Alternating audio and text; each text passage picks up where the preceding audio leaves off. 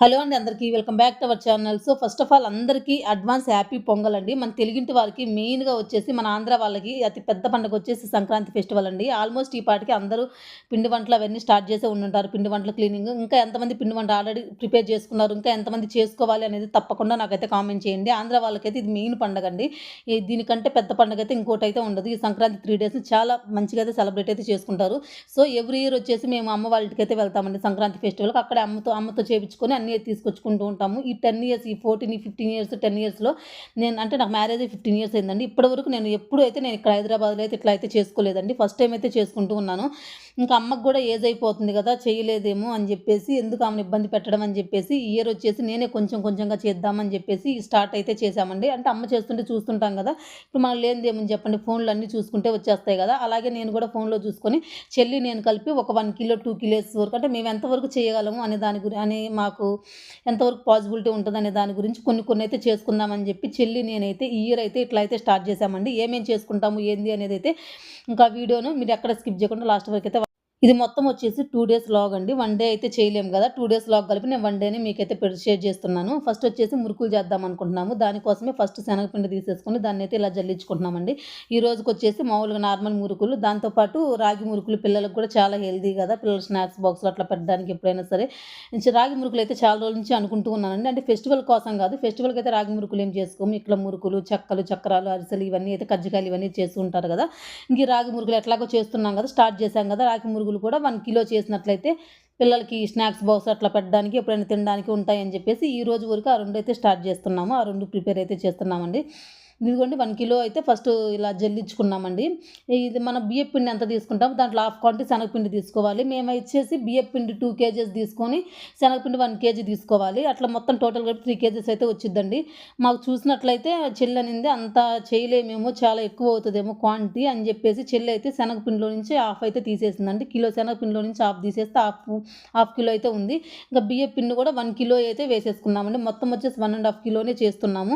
ఇంకెంతవరకు సరిపోతుందిలే, మళ్ళీ అయిపోయిన తర్వాత మళ్ళీ చేసేసుకోవచ్చు. ఒకేసారి ఇంత చేయలేమేమో అని చెప్పేసి ఇంకా ఆ రిమైనింగ్ పిండి అయితే పక్కన పెట్టేసి ఇంక ఇదైతే చేసుకుంటూ ఉన్నామండి. 1 ½ కిలో అయితే ఫస్ట్‌లో వచ్చేసి అందులో కొంచెం టేస్ట్‌కి సరిపడా సాల్ట్ వేసేసుకొని, కొంచెం కారం, అంటే పిల్లలు తినే కారానికి తగ్గట్టు, స్పైసీకి తగ్గట్టు, కొంచెం చిన్న పిల్లలు తినేది కదా చూసుకొని వేసుకోండి. కొంచెం తక్కువైతే వేశానండి నేను. కారం వేసేసుకొని ఇంకా అలాగే ఇందులో మనం నెయ్యి గానీ, లేదంటే డాల్డా గానీ, ఇట్లా ఏమైనా వేసుకోవచ్చు. వెన్న గానీ, బటర్ గానీ ఇట్లా ఏదైనా వేసుకోవచ్చండి. నేను ఆల్రెడీ బటర్ అవి కొంచెం తెచ్చాను. కొన్నిట్లో బటర్ యూజ్ చేస్తాను. కొన్నిట్లో అయితే బటరు, నెయ్యి, వెన్న ఇట్లా ఏం లేనప్పుడు మనం ఆయిల్‌నైనా సరే కాగబెట్టేసుకొని స్టవ్ మీద మంచిగా వేడి వేడి కాగే ఆయిల్ పోసేసుకొని కూడా మనం వీటినైతే ప్రిపేర్ చేసుకోవచ్చండి.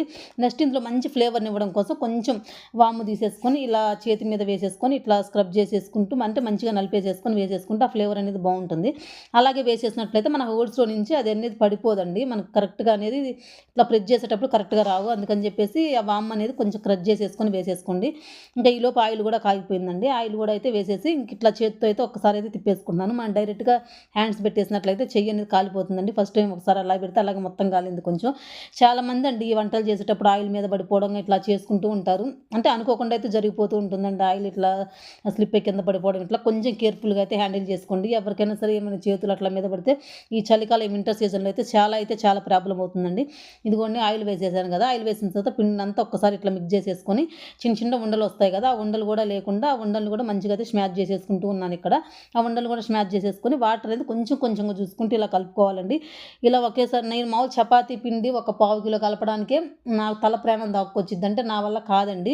ఆ చపాతీ పిండి కూడా ఇంతకుముందు 4, 5 ఇయర్స్ బ్యాక్ మా హస్బెండే కలిపించేవాళ్ళు. అంటే మ్యారేజ్ స్టార్టింగ్‌లో ఒక 4 ఇయర్స్ వరకు అట్లా. ఇంక ఈ మధ్య రీసెంట్‌గా నేనే కలుపుకుంటూ ఉన్నాను. అది కూడా ఎంత తక్కువ క్వాంటిటీలో పావు కిలో అట్లా అయితే కలుపుకోగలను. ఇంకా ఇక్కడైతే చెల్లికైతే అలవాటండి కొంచెం. అందుకని చెప్పి చెల్లయితే కలుపుతుంది. ఊరక వీడియో కోసం పైపైన కొంచెం అయితే కలిపాను. ఇంకా చెల్లయితే మొత్తం కలిపేసిందండి. ఇట్లా మనకి ఈ కన్సిస్టెన్సీలో ఉండేటట్లు కలుపుకుంటే సరిపోతుంది. మరి లూజ్‌గా అయితే ఆయిల్ అనేది ఎక్కువ పీల్చేస్తుందండి మనకు మురుకులకొచ్చేసి. అందుకని చెప్పేసి మరీ గట్టిగా ఉన్నా అందులో నుంచి స్ప్రెడ్ చేయడానికైతే రాదు. అందుకని చెప్పేసి అట్లా ఈ కన్సిస్టెన్సీలో కొంచెం అలా లూజ్‌గా కాకుండా, గట్టిగా కాకుండా మీడియం కన్సిస్టెన్సీలో కలిపేసుకొని పక్కన పెట్టేసుకోండి. టైం ఉన్నట్లయితే ఒక 5, 10 మినిట్స్ అట్లా అయితే పక్కన పెట్టేసుకోండి. ఒక హాఫ్ అన్ అవర్ అట్లా పెట్టినా పర్వాలేదు. ఇంకా అది కలిపేసుకొని పక్కన పెట్టేసుకోండి. పెట్టేసుకున్నామండి. ఇంకోటి వచ్చేసి ఇక్కడ ఐరన్ స్టాండ్ అయితే ఐరన్ కడాయి అయితే తీసుకున్నాను. నార్మల్ ఐరన్ కడాయి 500 రూపీస్ పెట్టి అందులో చేద్దామని చెప్పేసి ఇంకా అదైతే తీసుకొచ్చానండి. అది మొత్తం సీజనింగ్ అయితే చేయాలి కదా! ఎంత సీజనింగ్ చేసినా అందులో నుంచి కొంచెం అనేది డస్ట్, బ్లాక్‌నెస్ అనేది వస్తూనే ఉంది. ఎందుకు మళ్ళీ ఇవి స్టోర్ చేసుకునేవి కదా! పాడైపోతాయని చెప్పేసి పక్కన పడేశాను. నా దగ్గర వచ్చేసి క్యాస్ట్ అయిన ప్రొడక్ట్స్ అన్నీ అయితే చాలా అయితే ఉన్నాయండి. అవన్నీ నేను చాలా సార్లు అయితే పర్చేజ్ చేశాను. అవి మంచి కాస్ట్‌లీ ఒక్క 2000, 3000 అయితే ఉంటాయి కదా! కాకపోతే అందులో ఉన్న కడాయి వచ్చేసి నా దగ్గర చిన్న సైజ్ అయితే ఉందండి. నేను పెద్దది ఆర్డర్ పెడితే చిన్నదైతే వచ్చింది.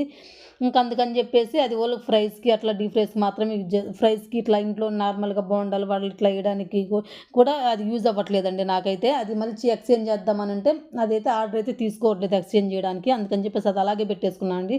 అది నాకైతే దేనికి యూజ్ అవ్వట్లేదు. కొంచెం పెద్ద కడాయి అయితే ఇట్లా ఏంటి ఏమైనా సరే ఇట్లాంటి రెసిపీస్ చేసుకోవడానికి గానీ, లేదంటే ఇట్లా పునుగులు గానీ, వడలు గానీ ఇట్లాంటివి ఏమైనా చేసుకోవడానికి ఈ మన క్యాస్ట్ ఐరన్ కడాయిలయితే చాలా మంచిగా యూజ్ అవుతాయి. అందులో మన కుకింగ్ కూడా చాలా బావుంటది గదా! ఆ కడాయిస్ అన్నీ అట్లాగే ఉన్నాయండి. ఇంకా సైజ్ చిన్నగుంది గదా! ఇప్పుడు ఇవి చేసుకోవడానికి ఒక నార్మల్ ఐరన్ ఒక కడాయి ఒకటి తీసుకుందామని చెప్పేసి అది తెచ్చాను.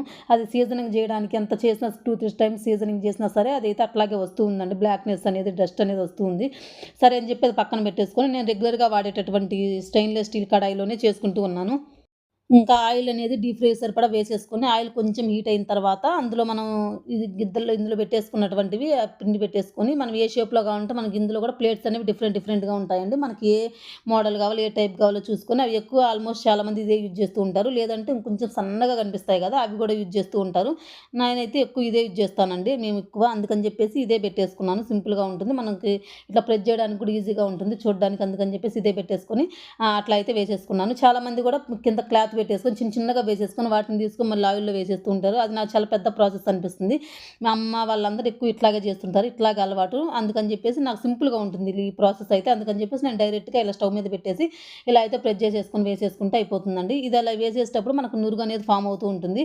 అలా నురుగు అనేది ఫామ్ అయిపోయిన తర్వాత మనకి అందులో నుంచి నురుగు అనేది మొత్తం కంప్లీట్‌గా పోయి ఆయిల్ అనేది నార్మల్‌గా కనిపిస్తున్నప్పుడు ఇవి కరెక్ట్‌గా కుక్ అయినట్లు అట్లా అయితే చేసేసుకుంటే కరెక్ట్‌గా అనేది మనకి మురుకులనేవి తయారవుతాయండి. ఇంకా అవి కూడా చేసేసామండి. మొత్తం చేసేసి పక్కనైతే పెట్టేసి మళ్ళీ ఇప్పుడు స్కూల్ టైమ్ అయితే అయిపోయింది కదా! పిల్లలకి అంటే మధ్యలో మా పనులు చేసుకుంటూ ఇవైతే స్టార్ట్ చేసామండి. మార్నింగ్ 11:00 స్టార్ట్ చేస్తే ఈవినింగ్ 7, 8 అయితే అయిపోయింది. ఇంకా మురుకులు చేసేలోపు పిల్లల స్కూల్ టైమ్ అయితే అయిపోయిందండి. 2:30, 3 అయిపోయింది. మేమైతే లంచ్ చేసేసి ఇంకా పిల్లల్ని స్కూల్ నుంచి పిక్ చేసేసుకొని వచ్చేసిన తర్వాత నెక్స్ట్ రాగి మురుకులు అయితే చేస్తూ ఉన్నాం ఇక్కడ. ఇంకా ఈ రాగి మురుకుల్లో కూడా 2 కిలోలు అయితే రాగి పిండి వేసేసి ఒక పావు కిలో వరకు వచ్చేసి పుట్నాలు మిక్సీ వేసేసి ఒక హాఫ్ కిలో బియ్యపు పిండి వేసేసి మొత్తం అయితే ఇట్లా కొంచెం సాల్ట్, కొంచెం కారం వేసేసి ఇట్లా అయితే సేమ్ మురుకులు పిండి కలిపేసినట్టే కలిపేసేసుకొని ఇంక సేమ్ మురుకుల్లాగే వేసేసుకుంటూ ఉన్నామండి. ఇదిగోండి ఇవి నార్మల్ మురుకులు ఇందాక చూపించాను కదా! అవైతే ఇంతవరకైతే వచ్చాయి 1½ కిలోకి. ఇవైతే చేసేసామండి అయిపోయినాయి. ఇంకా రాగి మురుకులైతే ఇవైతే చేస్తున్నామండి. వాటికంటే కూడా రాగి మురుకులు చాలా అంటే చాలా బాగా వచ్చాయండి. చాలా హెల్తీ కూడా పిల్లలకి స్నాక్స్ బాక్స్ లాంటి వాటిలో చాలా బాగా అయితే హెల్ప్ అవుతాయి. ఇంకా ఈ కొంచెం అయితే ఉందండి. ఆ కొంచెం అయితే చేయాలి. చూసారు కదా! 4 ఉండల వరకైతే ఉన్నాయి. ఇంకా అవి కూడా అయితే చేయాలి. ఇదిగోండి 2 చేయడం అయితే కంప్లీట్ అయితే అయిపోయింది. ఇదిగోండి ఈ 2 రెసిపీస్ అయితే ఫస్ట్ రోజైతే చేసేసామండి. ఈ 2 రెసిపీస్ చేసేలోపు ఇదొచ్చేసి 1 కిలో, 1½ కిలో, 2 కేజెస్ అంతే చేసామేమో. ఇవి చేసేలోపే కిచెన్ పరిస్థితి మామూలుగా లేదండి. గందరగోళంగా ఎంత మెస్సీగా అయిపోయిందంటే అట్లా అయితే అయిపోయిందండి. ఇంకా నాకు ఇది చూసినప్పుడు అనిపించింది హోటల్‌లో చేసేవాళ్ళు, ఇంకెక్కువ బల్క్ క్వాంటిటీలో చేసేవాళ్ళు, వాళ్ళ సిట్యుయేషన్ ఏందో, వాళ్ళు ఎలా క్లీనింగ్ చేసుకుంటారో ఏందా అని చెప్పేసి నాకైతే అనిపించిందండి. మనం చేసినటువంటి 2 కేజెస్‌కే మనం ఇంత మెస్సీ చేసుకున్నాం కదా అనిపించింది. ఇంకా అది అలా ఉంచలేక నేనైతే నైట్ అంతా మొత్తం క్లీన్ చేసేసుకొని మళ్ళీ నెక్స్ట్ డే మార్నింగ్ అండి ఇది. అంటే 11:00 అయితే స్టార్ట్ చేసాము మళ్ళీ. అంటే పిల్లలు స్కూల్‌కెళ్ళిన తర్వాత మేము బ్రేక్‌ఫాస్ట్ చేసిన తర్వాత ఇంకా తీరిగ్గా అయితే మళ్ళీ 11:00 అయితే స్టార్ట్ చేసుకున్నామండి. ఈరోజు వచ్చేసి నిన్నైతే మురుకులు చేశాం కదా! 2 టైప్స్ ఆఫ్ మురుకులు. ఈరోజు వచ్చేసి గవ్వలు, పప్పు చెక్కలైతే చేద్దాం అనుకున్నాను. మా సైడ్ అయితే పప్పు చెక్కలే అని అంటాము. కొంతమంది ఇంకా ఒక్కో ప్రాంతంలో ఒక్కోలాగైతే పిలుచుకుంటూ ఉంటారు. ఇంక నేను ఇక్కడ వచ్చేసి గవ్వల కోసం వచ్చేసి గోధుమ పిండి అయితే తీసుకున్నానండి. అది ఎవరి చాయిస్ వాళ్ళది. కొంతమంది వచ్చేసి మైదా పిండి యూజ్ చేస్తుంటారు. కొంతమంది వచ్చేసి గోధుమ పిండి యూజ్ చేస్తుంటారు. నేను కొంచెం హెల్తీ వేలో చేద్దామని చెప్పేసి పిల్లల కోసం గోధుమ పిండి అయితే యూజ్ చేస్తున్నానండి. ఇక్కడ 1 కిలో తీసుకుంటే నాకు 4 బౌల్స్ వచ్చింది. అంటే 4 కప్స్ ఆఫ్ వచ్చేసిందండి గోధుమ పిండి. దానికి 4 కప్స్ గోధుమ పిండికి ఒక హాఫ్ కప్ వచ్చేసి ఇలా బొంబాయి రవ్వ అంటే ఉప్మా రవ్వ అంటారు కదా! అది తీసేసుకున్నాను. అది యాడ్ చేయడం వల్ల మనకేమవుతుందంటే ఇది కొంచెం క్రంచీనెస్ అనేది వస్తుంది. కొంచెం క్రిస్పీనెస్ అనేది యాడ్ అవుతుంది. అంటే మెత్తగా అయిపోకుండా కొంచెం క్రిస్పీగా అనేది గవ్వలనేది వస్తాయండి.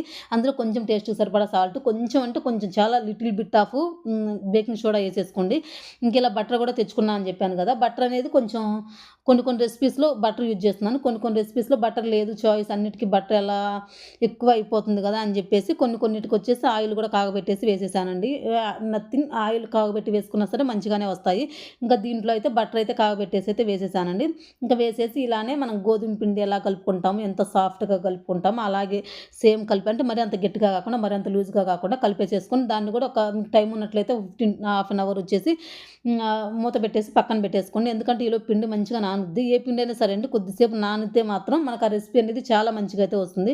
ఇలా మీకు వీడియోలో చూపిస్తున్నట్టు మనం చిన్నవి చేస్తాం కదా గులాబ్ జాములు అట్లా అంత పెద్దవి కాకుండా మనకి చాలా చిన్నవండి. అలాంటి ఉండలు బాల్స్ లాగా చేసేసుకొని మనకి ఇలాంటిది గవ్వల పీట అనేది బయట మార్కెట్‌లో అయితే దొరుకుతుందండి. ఇలా వుడ్‌ది చెక్కదొచ్చేసి ఇంకా తీసేసుకొని ఇలా పిండిని మీకు వీడియోలో చూపిస్తున్నట్టుగా ఇలా ప్రెస్ చేసినట్లయితే మనకు గవ్వలు అనేది ఈజీగా రెడీ అయిపోతాయి. ఇంకా అలాగే మొత్తం ఒకేసారి రెడీ చేసేసుకొని ప్లేట్‌లో పెట్టేసుకున్నానండి. డీప్ ఫ్రై ఆయిల్ అనేది కాగేలోపు ఇవన్నీ నేను ప్రిపేర్ చేసుకొని ఒక ప్లేట్‌లో పెట్టేసుకున్నాను. ఇంకా ఆయిల్ అనేది కొంచెం కాగిపోయిందండి. కాగిపోయిన తర్వాత కొంచెం మంటను మీడియం ఫ్లేమ్‌లో అడ్జస్ట్ చేసుకొని గవ్వలు అనేది ఒక్కోటైతే వేసేసుకుంటూ ఉన్నాను. అవి కొంచెం ఫ్రై అవ్వడానికి టైం పడుతుందండి. ఎట్లా అంటే గోల్డెన్ బ్రౌన్ కలర్ అయితే రావాలి. అది కాక మనం తీసుకుంది గోధుమ పిండి కదా! మైదా పిండి అయితే కొంచెం ఫాస్ట్‌గా అనేది మనకు కలరింగ్ అనేది వస్తుంది. అంటే గోల్డెన్ బ్రౌన్ షేడ్ అనేది కొంచెం ఫాస్ట్‌గా వస్తుంది. గోధుమ పిండి అనేది కొంచెం కాలడానికి టైం పడుతుందండి. కొంచెం ఎక్కువ టైమే తీసుకుంటుంది. కొంచెం మంటను మీడియం ఫ్లేమ్‌లో పెట్టుకొని మాత్రమే ఫ్రై చేసేసుకోండి. హై ఫ్లేమ్‌లో పెట్టుకున్నట్లయితే పైన అనేది క్రిస్పీనెస్ అనేది వస్తుంది. లోపలైతే అసలు రాదండి. అందుకని చెప్పేసి ఇంకా అలా మొత్తం గవ్వలు కూడా అంటే అన్నీ ప్రిపేర్ అయితే చేసేసుకున్నామండి. గవ్వలు కూడా అయితే చాలా మంచిగా అయితే వచ్చాయి. ఇంకా ఈలోపు వచ్చేసి పక్కనైతే అంటే ఇంకొక వాయి అయితే ఉంది. అది అయిపోయేలోపు ఈలోపు పక్కన పాకం కూడా ప్రిపేర్ చేసేసుకుందాం. మళ్ళీ పిల్లల దగ్గరికెళ్ళాలి. అంటే ఒక రెసిపీ చేసేలోపు పిల్లలకైతే టైం అయిపోతుందండి. వెళ్ళి పిల్లల్ని పిక్ చేసుకొని వచ్చిన తర్వాత మళ్ళీ ఇంకో రెసిపీ అయితే స్టార్ట్ చేస్తాము. ఇంకా అలా అని చెప్పేసి అది అయిపోయేలోపు పాకం కూడా కంప్లీట్ అవుతుంది కదా అని చెప్పేసి పాకం కూడా అయితే పెట్టేసుకున్నామండి. ఇక్కడ వచ్చేసి పాకానికి 4 కప్పులు వచ్చేసి నేను 4 కప్పుల పిండికి 4 కప్పులు గోధుమ పిండి తీసుకున్నాం కదా! 2 కప్పులు వచ్చేసి బెల్లం తీసేసుకున్నాను. అందులో పావు కప్పు వచ్చేసి వాటర్ తీసేసుకొని, ఆ బెల్లం అంతా వాటర్‌లో కరిగిపోయిన తర్వాత ఒక 15 మినిట్స్ తర్వాత మనకి ఇట్లా అయితే వస్తుందండి పాకం అనేది. అంటే కొంచెం తిక్కు పాకంలాగా వస్తుంది. లేత పాకం కాకుండా. అలా వచ్చినప్పుడు మనం ప్రిపేర్ చేసుకున్న గవ్వలు ఏవైతే ఉన్నాయో వేసేసుకొని, ఆ పాకం మొత్తం ఈ గవ్వలకు ప్రతి దానికి ఈచ్ అండ్ ఎవ్రీ వన్‌కి ప్రతి గవ్వకి పట్టేలాగా ఇలా కలుపుతూనే ఉండాలండి. ఇలా కలుపుతూనే ఉన్నప్పుడు స్టవ్ మీదే పెట్టేసుకొని కొద్దిసేపు అయితే కలిపేసేసుకోండి. ఇలా ఒక 10 మినిట్స్ కలిపిన తర్వాత స్టవ్ మీద దింపేసుకొని ఇంకా మళ్ళీ ఇంకో 10 మినిట్స్ అయితే దింపిన తర్వాత కూడా కలుపుతూనే ఉన్నట్లయితే ఇంకా ఇట్లా మనకి ఈ గరిటెకనేది ఇట్లా మన చేత్తో టచ్ చేసినట్లయితే మన చేతికి అంటుకోకుండా అయితే ఉంటుందండి. ఆ స్టేజ్‌లో ఉండేదాకా అయితే కలిపేసేసుకొని దాన్ని పక్కన పెట్టేసుకొని పూర్తిగా చల్లారిన తర్వాత మనం ఒక్కొక్కటి తీసేసుకొని మనం ఎట్లా స్టోర్ చేసుకోవాలనుకుంటే కంటైనర్ బాక్స్‌లో స్టోర్ చేసేసుకోవచ్చు. గవ్వలైతే చాలా అంటే చాలా టేస్టీగా ఉంటాయండి. చాలా హెల్తీగా. ఎందుకంటే మనం గోధుమ పిండి, బెల్లం అయితే యూజ్ చేసాం కదా! చాలా అంటే చాలా బావుంటాయి. నెక్స్ట్ ఇంక పిల్లల్ని స్కూల్ నుంచి పిక్ చేసేసుకొని వచ్చేసామండి. వచ్చేసిన తర్వాత ఇప్పుడు మళ్ళీ పప్పు చెక్కలు అయితే స్టార్ట్ చేసేసాము. ఈ పప్పు చెక్కలు వచ్చేసి 2 కిలోలు అయితే చేద్దాం అనుకుంటున్నాము. ఎందుకంటే ఇది చాలా ఈజీ ప్రాసెస్ అండి. సింపుల్‌గా చేసేసుకోవచ్చు. ఇందులో ఓన్లీ బియ్యం పిండే యూజ్ చేస్తాం కదా! చాలా ఫాస్ట్‌గా ఒకళ్ళు ప్రెస్ చేస్తుంటే, ఒకళ్ళు ఉండలు చేస్తుంటే ఫాస్ట్‌గా వేసేసుకోవచ్చు. ఇవి 2 కిలోలు చేద్దాంలే. ఎలాగో మురుకులనేవి చాలా తక్కువ క్వాంటిటీ చేసాం కదా! అందుకని చెప్పేసి ఇవి మాత్రం 2 కిలో అయితే చేసుకుంటున్నాము. ఫస్ట్ వచ్చేసి కొంచెం జీలకర్ర, కరివేపాకు అనేది చిన్నగా ఇలా ముక్కలు చేసేసుకొని వేసేసుకోండి. అలాగే ఈ పెసరపప్పు, సగ్గుబియ్యం అనేది ఒక 2 అవర్స్, 3 అవర్స్ పాటు అయితే నానబెట్టేసుకోండి. అలా పెట్టేసుకున్నట్లయితే ఈ పప్పు చెక్కలో చాలా బావుంటుందండి. అలాగే పచ్చిమిర్చి, అల్లం పేస్ట్‌ని కూడా నేను ఆల్రెడీ మిక్సీలో వేసి అయితే పెట్టేసుకున్నానండి. ఇంకా అది కూడా వేసేసుకొని కలిపేసుకున్నాను. ఇందులో వచ్చేసి మనం మన నార్మల్ వాటర్‌తో కాకుండా హాట్ వాటర్‌తో అయితే కలుపుకోవాలండి. ఒకవైపు చూసారు కదా! స్టవ్ మీద వచ్చేసి వాటర్ పెట్టేసుకున్నాను. ఇంకా పెట్టేసుకొని నేను ఇంకా వాటర్ అనేది కలిపేసేసుకున్నాను. మొత్తం పిండిని కూడా కలిపేసేసుకోవాలి. మనం గోధుమ పిండి కలుపుకున్నట్టే చపాతీ పిండి కలుపుకున్న కన్సిస్టెన్సీలో కలుపుకొని ఇలానే చిన్న ఉండలు చేసేసుకొని ఇలా పూరి ప్లేస్ ఉంటుంది కదా! అందులో పెట్టేసుకొని ప్రెస్ చేసేసుకొని మనకి ఏ సైజు కావాలో ఆ సైజులో చేసేసుకొని ఇంక ఇలా వేసేసుకోవడమేనండి. నేనైతే మీకు కంప్లీట్ అందరికీ తెలిసే ఉంటది ఆల్మోస్ట్. నేను ఎలా చేసుకున్నాననేది అక్కడక్కడ రఫ్‌గా అయితే మీకు వీడియో అయితే షేర్ చేశానండి. ఇంకో రెసిపీ కూడా అయితే చేద్దాం అనుకుంటున్నానండి. ఈ రోజుకైతే ఇదేనండి. అదొచ్చేసి నెక్స్ట్ వ్లాగ్‌లో అయితే అప్‌లోడ్ చేస్తాను. వీడియో ఎలా అనిపించిందో తప్పకుండా కామెంట్ చేయండి. అలాగే వీడియో నచ్చితే ప్లీజ్ ఒక లైక్ చేయండి. వన్స్ అగైన్ అందరికీ అడ్వాన్స్ హ్యాపీ పొంగల్. ఓకే అండి. బాయ్.